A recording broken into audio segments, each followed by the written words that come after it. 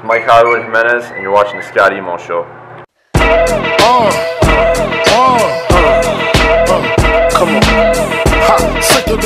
Scott from the Scott Emo Show inside Chicago's Fight Club, and I have the great pleasure to introduce to you undefeated super middleweight boxer from Chicago, Illinois, Mike Hollywood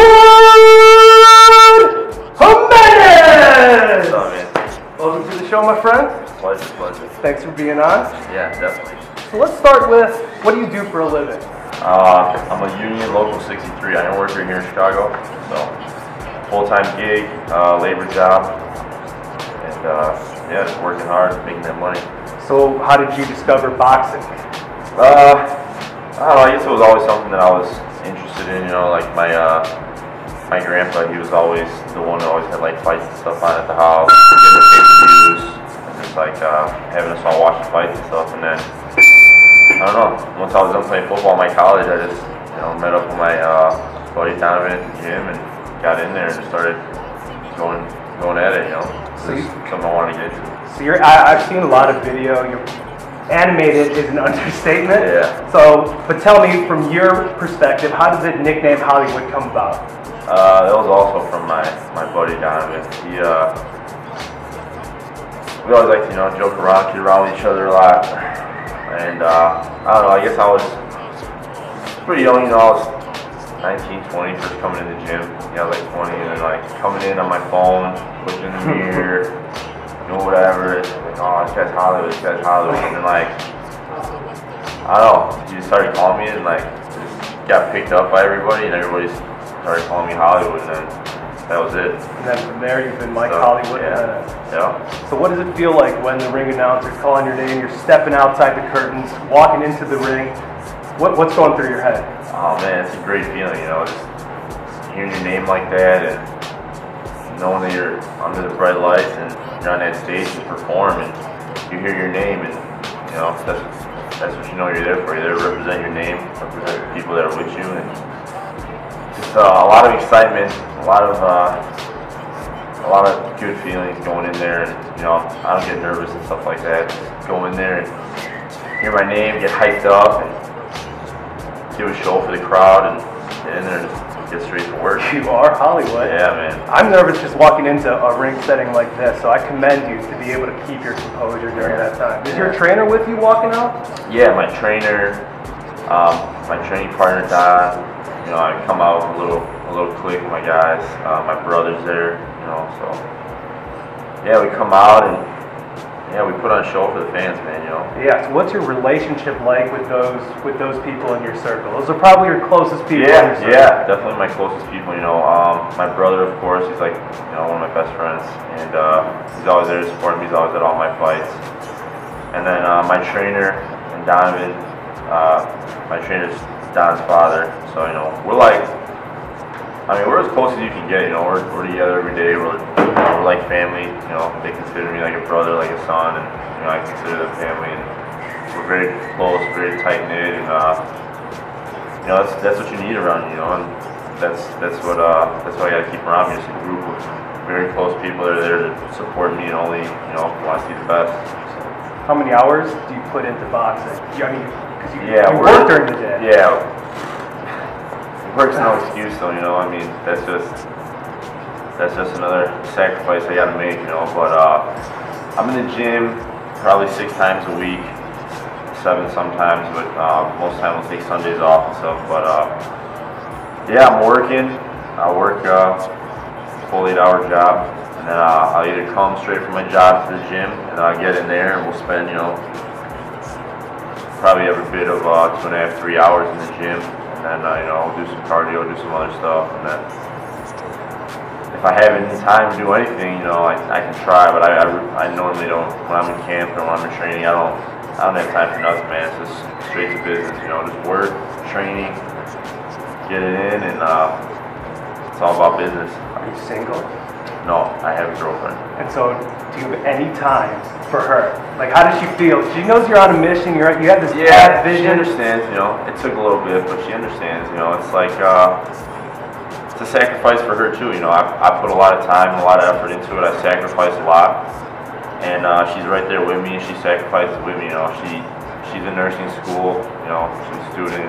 She's got a job, and you know, she doesn't have all that much time either. But you know, when we can, we're together as much as possible. You know, we make it work, and yeah, it's just all the little sacrifices you gotta make. But in the end, you know, after the fight's all over, after the camp's over, you know, it's all worth it. You know. And yeah. She understands that.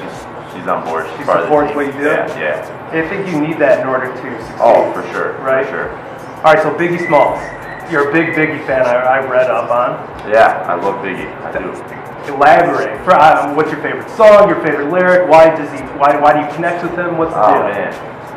I mean, I'm a big fan of all music, you know, but Biggie Smalls, man, that guy, he would just go in there and he would just rip it, man. You know, he just get in there with his guys and get on whatever he had to get on to get in the zone, and you just go in there and rip it. And it's like any time he got on there, you know, it's just like classic after classic, you know. And his songs, you know, they connect with a lot of people because he was rapping about real stuff and singing about not only like different life situations and stuff, but just what's going on in the streets, what's going on with, you know, different struggles and stuff like that. And you know, it's real easy to connect with his music and the way that he just like flows and puts everything together. I mean, as a favorite song, man, I don't even, honestly, like off the top of my head, I wouldn't even know what to tell you, man. I could listen to his songs all day, you know. Yeah.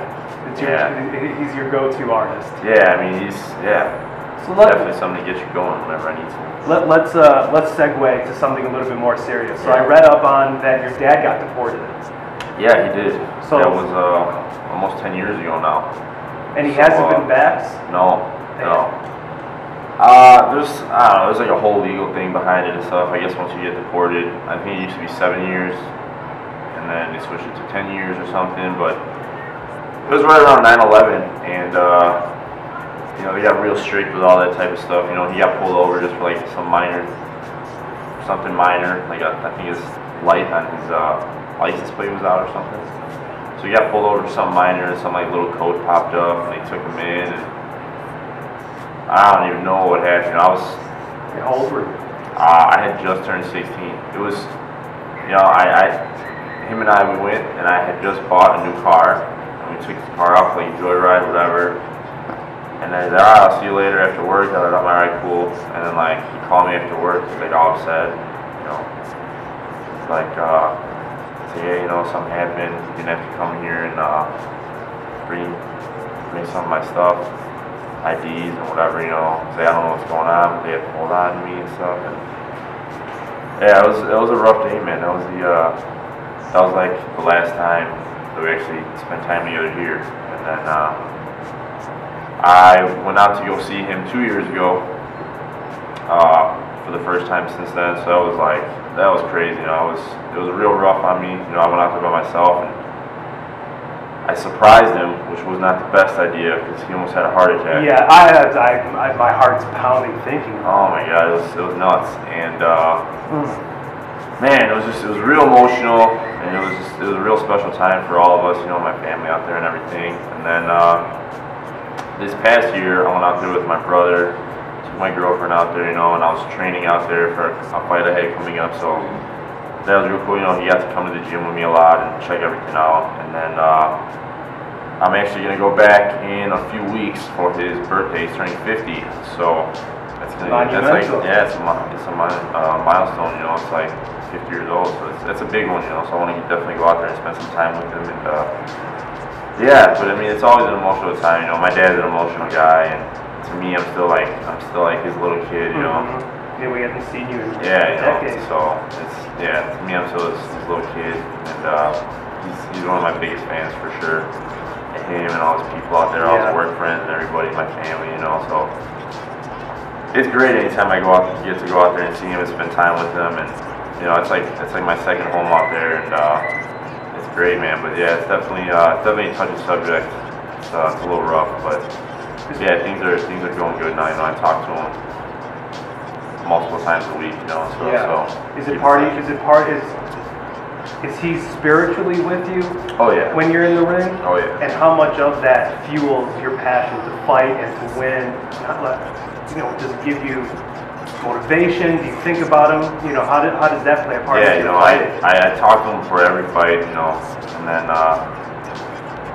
you know, he's always just telling me, you know, just like, you know, make sure you say a prayer, I'm blessing right now, say a prayer, I'm saying a prayer for you, you know, like, you know, I'm there with you, everybody here is with you, this and that, and then, you know, there's always like a time where I have to like turn my phone off when I'm in the back in the locker room getting ready.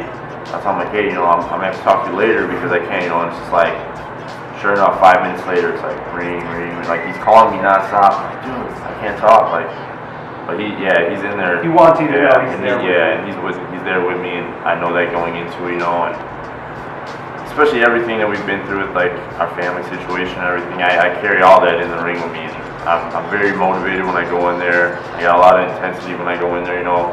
Outside the ring, you know, I'm a joking kind of guy, you know. I'm a cocky guy. You're Hollywood. Yeah, you know, Hollywood, yeah. But once I get in there, man, it's a different story, you know. It's all about business. It's a lot of intensity. I just want to get in there and show no mercy, you know. Just everything I've been through just comes in there with me, and you know, I'm not going to hold anything back. So you take the outside, you take that energy, the frustration, the stress from camp, and then you unleash inside the ring. Everything. It's very intense. It's very emotional thing once you get in there, you know. But that's the one thing about boxing, you can't let your emotions get to you. You gotta know how to stay relaxed. You can't just like tense up and just go all out and start slugging it out. You know, you gotta be able to go in there and be able to control yourself, you know, and I feel like that's what I can do very great because I go in there relaxed. But I have a lot of intensity behind me, I have a lot of emotion behind me, and like I said, I mean, I'm gonna go in there and I show no mercy, you know. Are you afraid to lose? I honestly, I don't even think about it. Like, I won't say I'm afraid to lose, you know, because on any given night you can go in there, but that's what you're putting on the line, you know. Especially for me, I'm an undefeated fighter, you know, 10-0 now, and I'm going in there every night, not only putting myself on the line, putting everything that I've done, all the training, everything, but I'm also putting that O on the line. You know, that's something you do. You lose your O, you get your first loss, and that's yeah, I mean, that's gonna be something hard when it comes, you know. But I don't think about it at all. You know, I go in there very, very confident, and all the training that we do, I know I train hard, so I don't go in there expecting to, like, you know, not be at my best. I always go in there knowing that we train hard, and we know that everything that we've done is all for this point and this time right here. You know, my trainer always tells me, you know, about to go in there, he's like, is there any place you'd rather be in the whole world than right here right now? You know, no, this is what it's all about. This is what we're here for. The answer is no every time. No. This is where I belong. Yeah, I mean, I think I joked about it one time, but yeah, I was just, you know, everything that we do is for that point right there, you know, and once it's over, it's really not a better feeling, you know. It's great. It is, man. When the ref raises your hand. Yeah. I mean, and like, people see, you know, when I win, you know, I'm not just there to, you know, oh, it's just another win for me, you know. Like, everything comes out of me. I let all my emotion come out of me. And I'll run around, I'll jump around. I let everybody know I'm happy, man. I won. Right. I didn't just win. Like, yeah, you know, I'm gonna let everybody know, hey, I came here, I showed everybody what's up, I did my part, and I had a big win, and I'm gonna show you guys how excited I am. You know, I don't care if I look funny. I don't care if, you know, people joke about it. I don't care. You shouldn't care. No, I don't. Most likely, you can probably kick someone else. You know, I don't. Nah, I go in there and I don't care what people say. I don't care what people think. You know. Yeah. And you do what you do. I just go in there and I do me, man. And I'm Hollywood. You know, I get in there and I do it. And I gained a lot of fans by that too. You know, at first, you know, when I was first starting out, look at this guy, he's coming in the ring, he's dancing, he's got these funny haircuts, he's got these funny outfits on, you know, but I do that on purpose. You know, I don't want to be just another regular fighter. You know, I want to be somebody that stands out, somebody that people remember. You know, somebody that people want to come out and see. You know, and that fight, you know, maybe they might be saying that, but the next time around, they're going to want to be there because they want to see me. Like, all right, you know, that's the guy that we remember. That's the guy we want to go see. It's on a great show. Comes in there, always coming in for a knockout, and I give the fans what they want. You know, it's harder than money. You know, like I said, you know, and everybody else is taken. You have to be original. You have to stand out. You have to create your own brand. You know, like I work a hard job. You know, I know what earning your money's about. And these tickets, they don't come cheap. You know, people, it's harder than money, and you got to give the fans something to keep coming back for, and that's what I'm all about, you know, going in there, putting it all on the line, putting on a great show, and making everybody want to come back and see us, you know. And I got a huge following here in Chicago, and you know, it shows all the hard work and everything that we do, the show that I put on. It shows. I tagged you in a Facebook post, and I had more likes in the Facebook post because of your fans liking the picture instead of my fans, and I was like, man, this dude has a loyal following. Yeah, man. Yeah, it's the Hollywood clique, man. Yeah, I want part of that clique. That's what I need part of. Yeah. And, so tell me. Let's wrap this up with how Hollywood defines success. For me, man, it's just winning any way you can. You know, I don't care if I go in there and I barely win. I have, you know, a fight that maybe people thought I should have lost. I don't care. Like, as long as I win, I don't care if I knock the guy out. I don't care if I stop the guy, win by a close margin. You know, I don't care. I just want to go in there, and for me, success is going in there knowing that I did my best, and knowing that I put in all that hard work. You know, I wasn't a slouch. I wasn't in there just, you know, doing just what I had to do and just barely made it by. Like, I worked hard, and I know that when I go in there, it's going to show. And then, you know, after the win, success is just, for me, it means a lot to me, just going in there and getting that win, and just everything that comes from, you know, all the people that are there following me, and everybody that's there just backing me, and all the support that I get, you know, from my sponsors and everybody. And it's just a great feeling knowing that Chicago and everybody here, they all have my back, and that, to me, that's success, you know, knowing that everybody is there to support you, and everybody there is, you know, they're all there to be behind you for whatever you got to do. Thank you very much. For really sure. Appreciate your time. Good luck with everything. Thank you, You man. have a great story, and I look forward to you winning the belt. Hopefully, you know, we're trying hard, taking on bigger and better fights, and 2013 is going to be a big year for us. You know, we got some big plans ahead of us. So I'll be watching. thank you, man. Go get them. Thank you very much. Cool. Really appreciate it. Thank you.